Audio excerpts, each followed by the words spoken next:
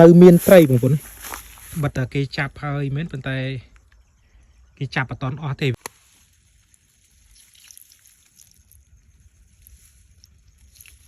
នេះបងប្អូនសត្វតកូនត្រីចវាវានៅតាមកន្លុកណាសត្វកូនត្រីចវា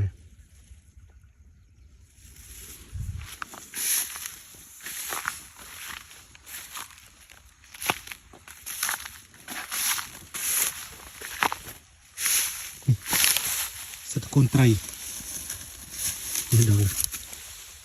ស្កាយមកតាម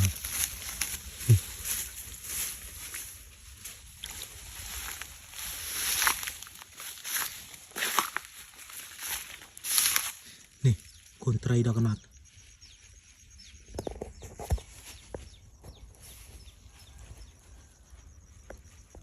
មកកន្លុកនេះសត្វតកូនត្រីបងប្អូនសត្វតកូនត្រីតាមកន្លុកមើលនេះអូដល់នេះមួយវាលោតហើយ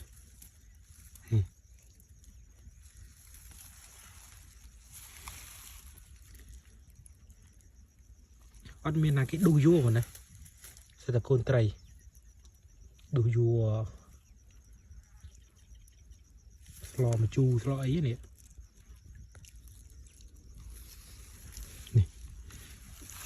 កូនត្រីដល់សត្វតកូនត្រីបងប្អូនអ្នកគ្នាប្លុកនេះនៅមានត្រីបងប្អូនបាត់តែគេចាប់ហើយមែនប៉ុន្តែគេចាប់អត់តន់អស់ទេវានៅមានកូនត្រី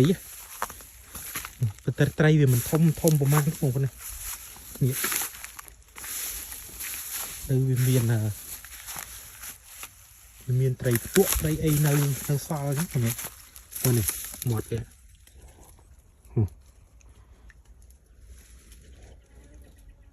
អានេះគេចាប់ដែរប៉ុន្តែ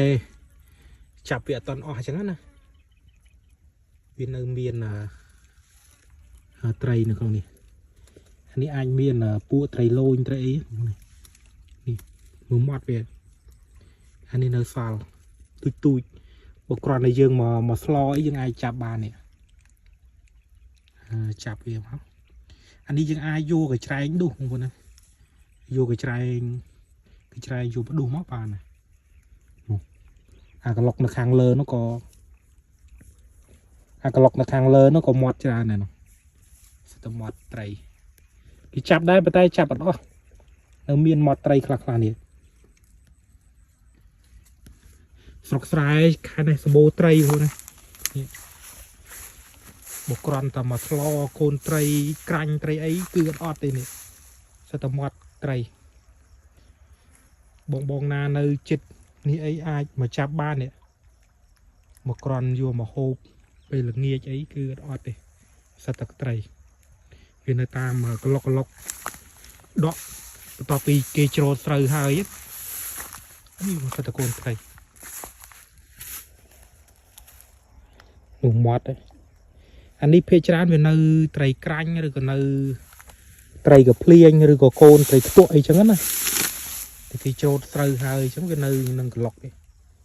អានេះគេចាប់ម្ដងហើយប៉ុន្តែវាចាប់អត់អស់ហ្មងណាអ្នកក្រោយគ្រាន់តែមកស្លអីគឺអត់ទេមិនអាចមកចាប់បានទៀតនេះ